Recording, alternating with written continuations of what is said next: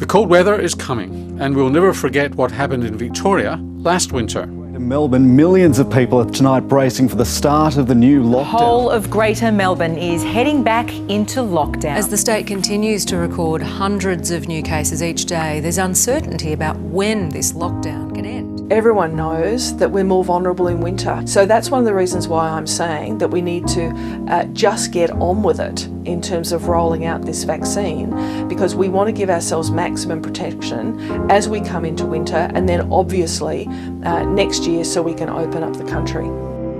The clotting problems with the AstraZeneca vaccine couldn't have come at a worse time. We're heading into the highest risk season, and contagious variants of the virus are landing at our airports. Ironically, last winter, when the second wave was taking off in Victoria, the UK and the US were doing deals with Pfizer.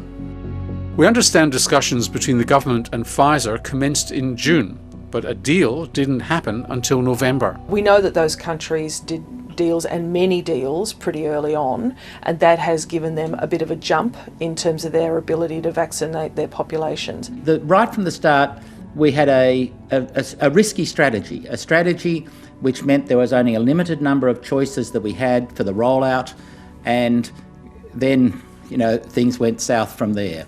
And what we're left with is a series of promises that have been unfulfilled and constantly changing. In Australia, we're looking forward to 2021 and our policy and program led by Professor Murphy on getting Australia at the front of the pack when it comes to vaccines. The first dose will be administered by the end of October. That's what I meant. Now, I've been asked a bit about what our targets are. One of the things about COVID is it writes its own rules. You don't get to set the agenda. You have to be able to respond quickly to when things change. And as well as this slippage, the Prime Minister has abandoned targets. According to Professor Duckett, this has serious implications. I suspect that means they don't have a plan, because you can't develop a plan with no targets, so they either have a secret plan and secret targets, or no targets at all and no plan at all. Let's look at the numbers of vaccine doses needed. There are 25.5 million Australians. About 12 million people are aged between 15 and 50, and about 8.4 million over 50. That 8.4 million are at the highest risk of severe COVID-19 disease. If we had 1 million doses of locally made AstraZeneca a week by now, that group, the over 50s, would have had their first dose within 2 months, which would confer a lot of protection.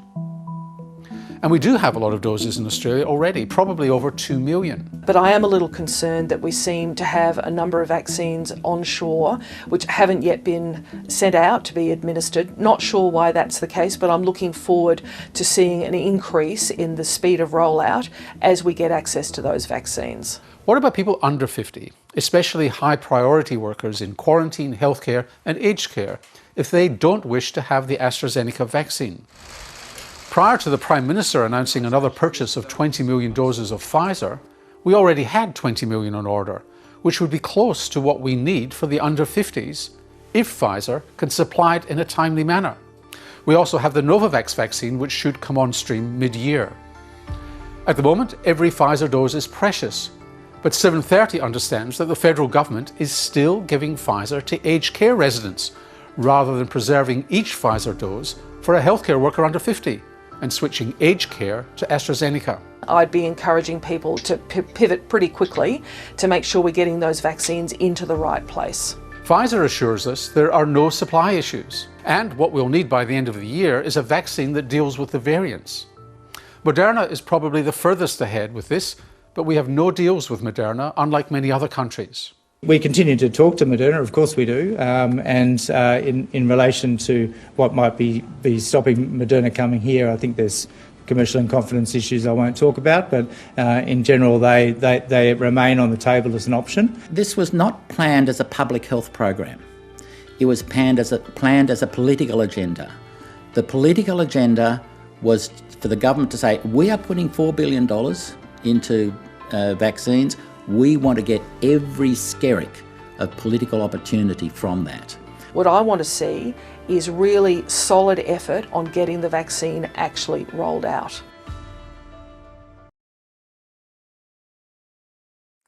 Hi, I'm Lee Sales. Thanks for watching this story. If you'd like to watch more of 730's stories, they are on the left of your screen. And tap on the button below to subscribe and get the latest from ABC News.